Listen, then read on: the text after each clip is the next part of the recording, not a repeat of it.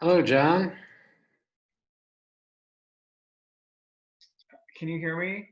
Yes. Okay, just wanted to make sure I did it right. All right. Well, we are recording, so I'd like to welcome everyone to the inaugural Critique of the Week, a weekly interview where we interview a writer about their first draft of a work, followed by talking about how they progressed to the final version of that work. I am your host, Matthew Schmidt, and with me today is the poet Jon Riccio. Jon, thank you for being with us. Thank you for having me. All right, so what I'd like to do today is to begin by having Jon read both versions of his poem, and then we will discuss those particular poems and how one led to a final draft. So I have shared the poems if you want to read off of your computer screen, or you can read in another manner. Sure, I'm gonna do up of, can this screen scroll? It's a tongue twister. Oh, I can scroll for you. Okay, great, thank you. So the version on the left is what I wrote in 2013, Shoulder Dancing. Jeff places his list in the hands of a recovering agoraphobic at the flower shop. Carnations for Laura, baby's breath going to his mother. Peonies are in season, so a bouquet of those. My sister from Sioux Falls, she's here tomorrow, he says. 4 days on the wagon, spider plants hovering his shoulders like epaulets. The radio percolates 80s lunch hour music, orchids and aha dancing in a cooler of terracotta light, the tulips having danced themselves out stations ago. The florist, Mike, worn from agoraphobia, asks his manager, the one with shoulder pads, to cut the stems. These steps take more than breath, but the group keeps talking reintegration. A bookstore today, a movie theater tomorrow. Afternoons the safest. Just him, the box office lady, a concessionaire's bouquet, and wreaths of film running their bows. A quiet illness, this shutting in, parabolas of deadbolts dancing off his resume. A friend of a friend hiring him at 20 hours a week. Tomorrow's paycheck cashed at the bank. The teller's acrylics soothing to an agoraphobic. Jeff signs the card for Laura, tremens twisting his penmanship the way vermouth stained his breath. Better luck nailing billboards to the sun than shouldering love. He thinks music should err on the side of Devo, men with heads halfway to bouquets. 30 years of lyrics trellising the library of his breath. He'll order amaranths, toss them like a ballet of sobriety chips, dancers tidying the stage for that agoraphobics in motion group afterward. Last week, a doctor told him he was borderline cirrhotic. Tomorrow, the follow-up. Jeff's earlier diagnosis, benign tumors, rows of them muddling his skin, gradations of collarbone distancing his shoulders.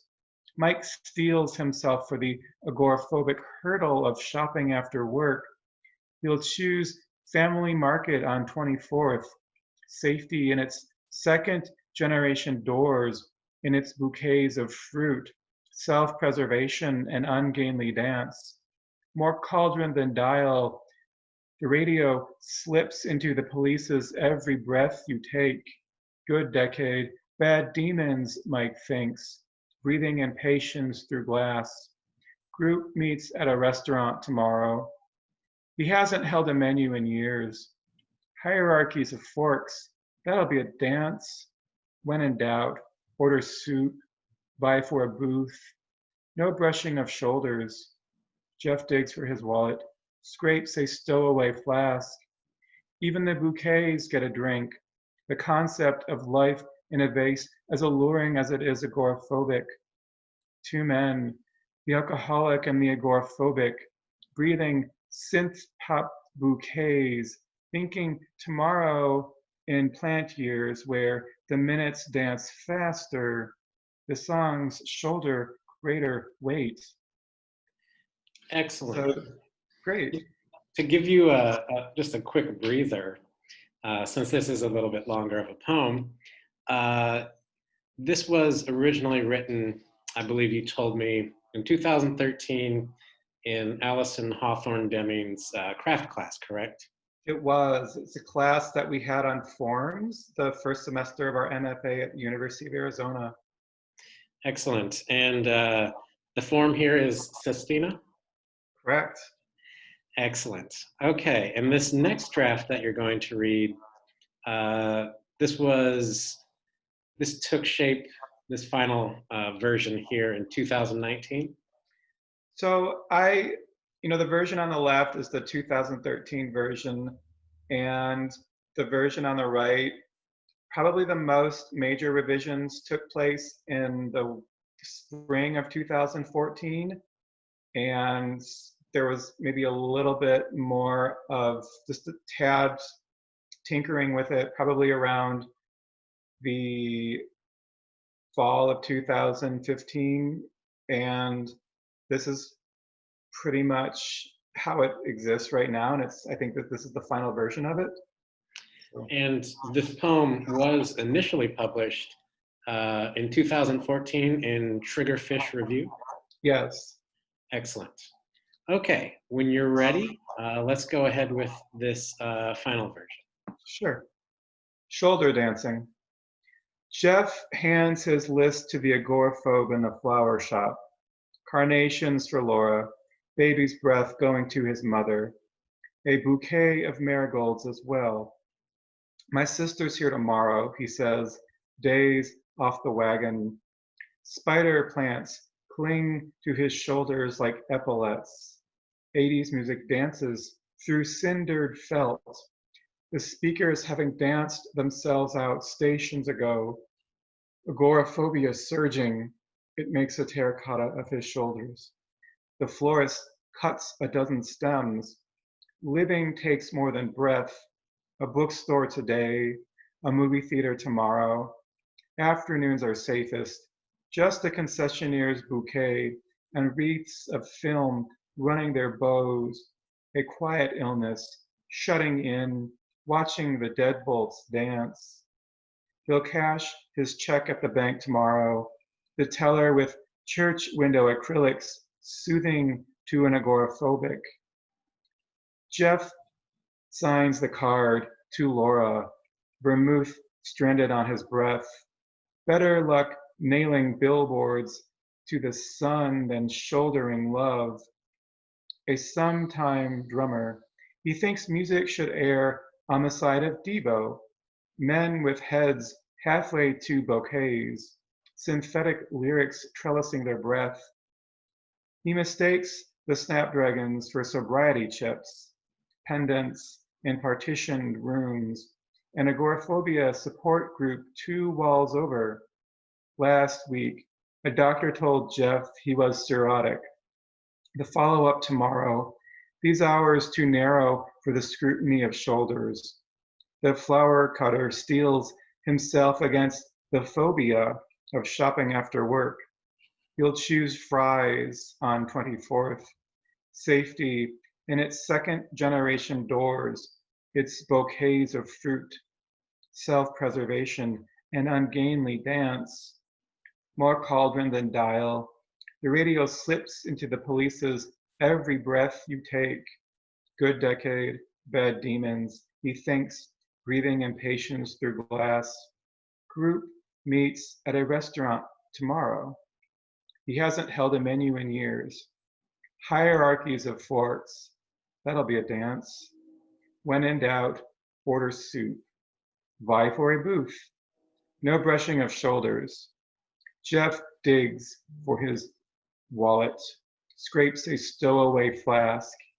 Even the bouquets drink, life in a vase, as alluring as it is agoraphobic. Clematises unravel in his breath as he shoulder dances past the man with agoraphobia. In the back room, the botanist's silhouettes, lilacs for tomorrow's bouquet. Excellent, thank you.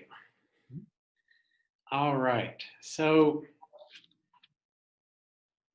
this is a very particular form, and the first question I have is, when you initially started this particular poem, how did you choose the end words of the sestina?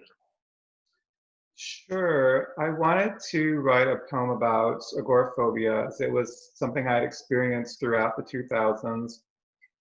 And I also, around that time, was doing a lot of what I called vocabulary shopping, where if I didn't know about, say, a certain type of trade, so for example, about the floral industry, what I would do is I would go to a flower shop then and record that information. I would have a little notepad and write things down, different types of vocabulary, rather than Googling on the internet floral shop or florists, because that to me doesn't feel as organic as going out and doing the research. And I know we can't really do that now with COVID and social distancing, but again, in the early part of when I started writing poetry, I would think nothing of it just to go to a hardware store and take out a little notebook and look at, apparently there's different names for these little nuts and bolts. I mean, other than just nuts and bolts. Mm-hmm. And I also would go to a wine and spirit shop to get all the names of different types of alcoholic drinks and liquors. I actually wrote a poem that was an Abecedarian once that took place with a bourbon vendor. So, and my alcohol extent goes to maybe Mike's Hard Lemonade and Guinness with a little ping pong ball in it. I'm kind of dating myself there. I don't know if it's changed much, but that's about how much I knew going into wanting to write more ambitious poems that had sort of a luscious vocabulary and this embracing of density. And to have that density embraced in a poem, I always sort of equate density with beauty of diction. So it was really this vocabulary shopping that helped me figure out, okay, I need to have words about flowers. But I also wanted a word like tomorrow, because it's that cliche that things will be better tomorrow, right? And shoulders, because I think I was just compelled, the way that I used to sort of maneuver around people in stores, just so I wouldn't brush up against them, and so I could avoid them because of my phobias. That was a big part in how I would maneuver around stores. And there was a very specific kind of choreography that got me through the height of my illness. So that's where dancing comes from, and dances. And breath, again, I think it's always, you want to breathe to sort of calm down from when you're having a panic attack, or if you are just feeling very flight or fight. And it's usually when I'm in that situation, A, I'll either tell myself a really sort of good joke, or B, I'll just focus on my breathing. And it just helps calm me down in the moment when things sort of feel like they might be just slipping out of control. So I think that is how I came to those end words. Yeah, the end words are great here, and it doesn't even feel like a sestina in the way that good sestinas operate. You don't like keep waiting for the N word in a certain way, or get distracted by the N word because it keeps appearing so often. The next thing I'd like to ask is, Did you initially have the idea for writing about Jeff, or did you go to the flower shop first? And then how do you put those two things together, right? We've got story, we've got vocabulary shopping, and then we have this poem come together. How does that take place? I think I wanted the Sestina to be this container for a variety of struggles that people are having internally. And, the Sestina is very rule driven, as is when someone is governed by addiction or governed by a list of phobias that sort of govern their day to day existence. So I wanted two people with very extreme forms of self governance. You have one man who's trying to stay on the wagon, and you have one man who is just returning to the land of employability and the land of the quote unquote living, in terms of not being confined to, say, an apartment and just trying to make a living, right?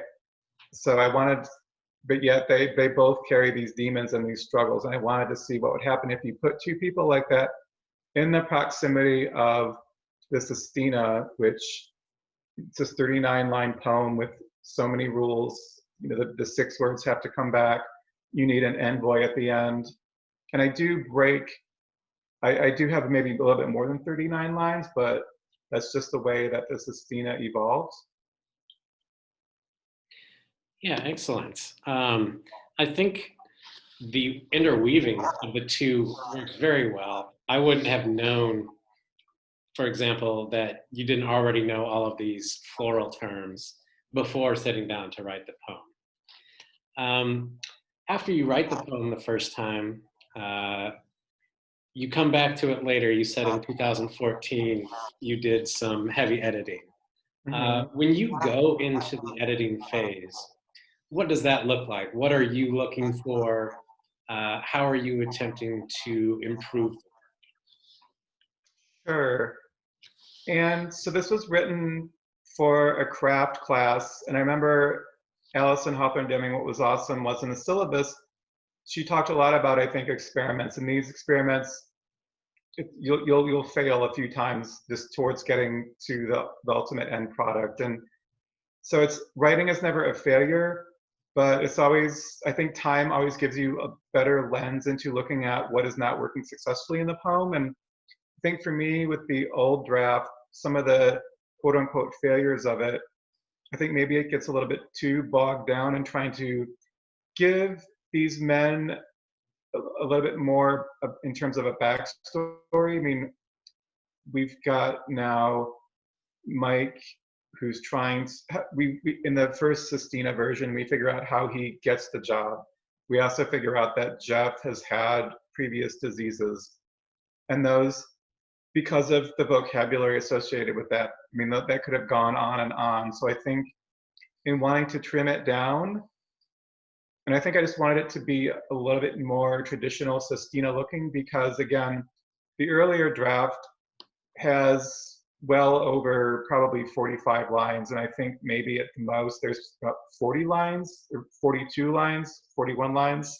This is not a math test, but in the current version of the Sestina. But there were enough edits that allowed me to tighten up lines, and the envoy was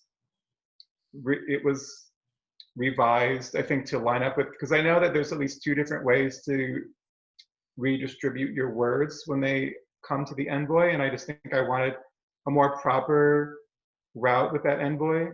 Maybe the first envoy might have been a little loosey-goosey. And so because you are so interested in diction and word choice, right? When you say looking to tighten up a line, like what goes into your thinking there? Are we changing syntax? Are we simply looking for better words? Are we doing a lot of rearrangement within the poem? How does that operate? I think it's looking for better words, it's looking for better diction. I love to have this sort of image in my mind of for me, I generally favor ending on 1-syllable words. Or if that's not a possibility, perhaps then on long vowel sounds. I liken it to when a gymnast is doing a very complex floor routine and they do that final twirl through the air and they land, I guess the phrase is stick it. So they land without any wobble.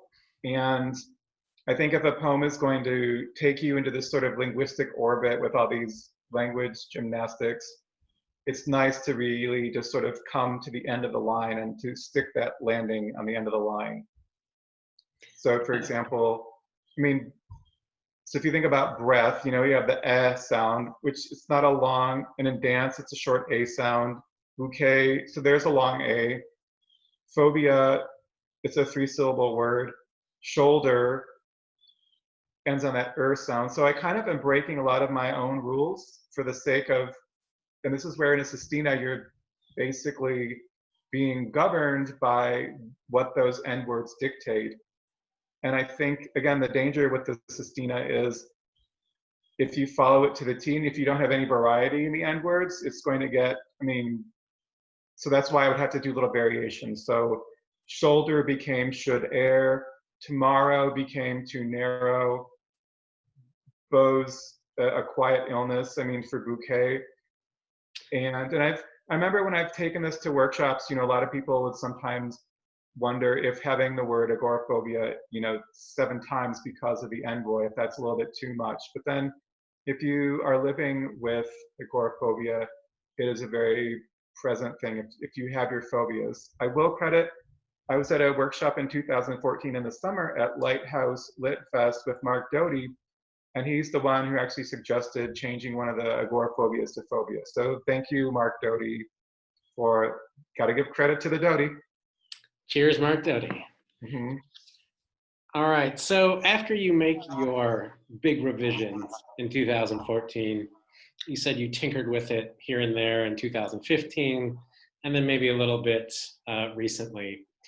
Is that just going over, making sure everything is tight, making sure everything appears the way you want it, or are you making any like major changes there?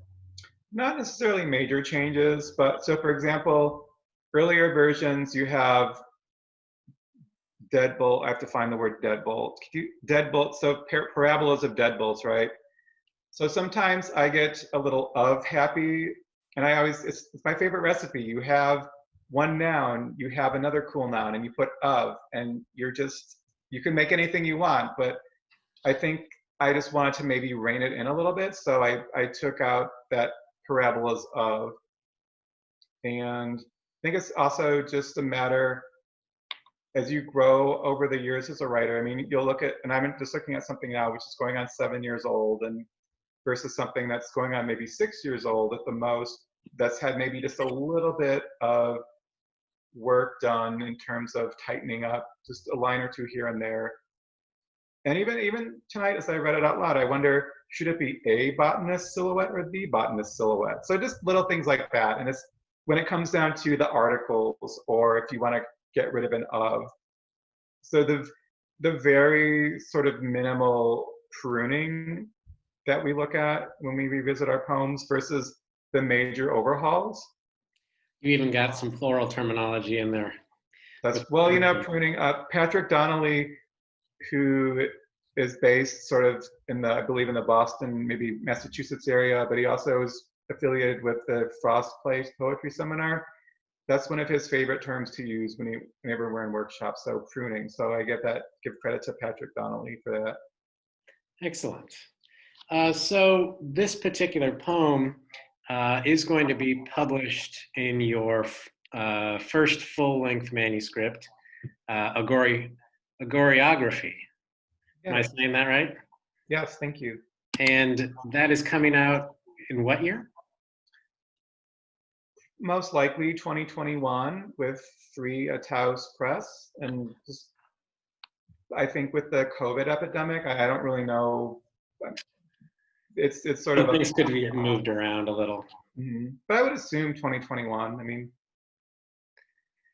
great. Yes. And is there anything that you would like to talk about as far as what you think about revising in general. Like, what tips would you give um, a new poet, or what tips would you give someone looking to make big revisions in a poem, say?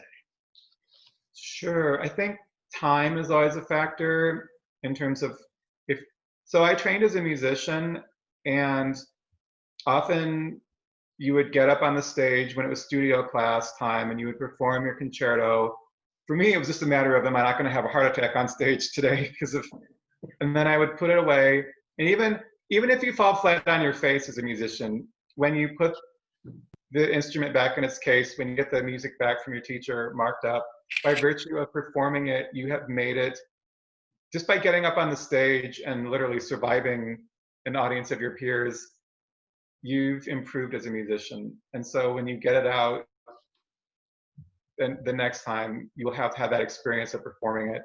I always wanted to see if the ways in which musicians improve versus the ways writers improve, what are the differences? And I don't think as a musician I ever really had that where I put it away overnight and it was fixed like that. Whereas I think synaptically, sometimes if you just literally sleep on it, if you put away a difficult draft, something fixes itself, something neurochemically fixes the draft for you. I've had that happen where, again, you wake up and the draft is just, you know how to make it clearer to get to the next stage. And it's always for me about, this is the next level, this is the next level, this is the next level. And so that's kind of the time value of it. And I always listen to my ears when I revise. I have a line in a poem, "In turbulence, these ears you trust." So just really try to think of it as, how would you maybe let the sounds help you figure out some revision aspects.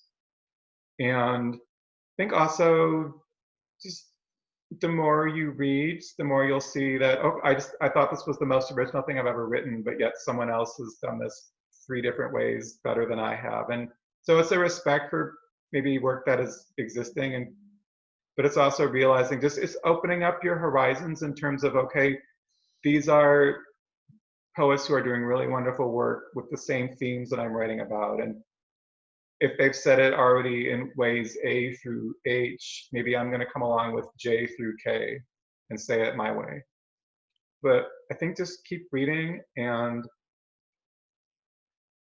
oftentimes, I mean, I know when I revise, it's usually fun. I've never really had a revision that's been just like a climbing up a mud hill. It's always, for me, it's been just sort of the grassy knoll of revising. All right, let's end with this final question.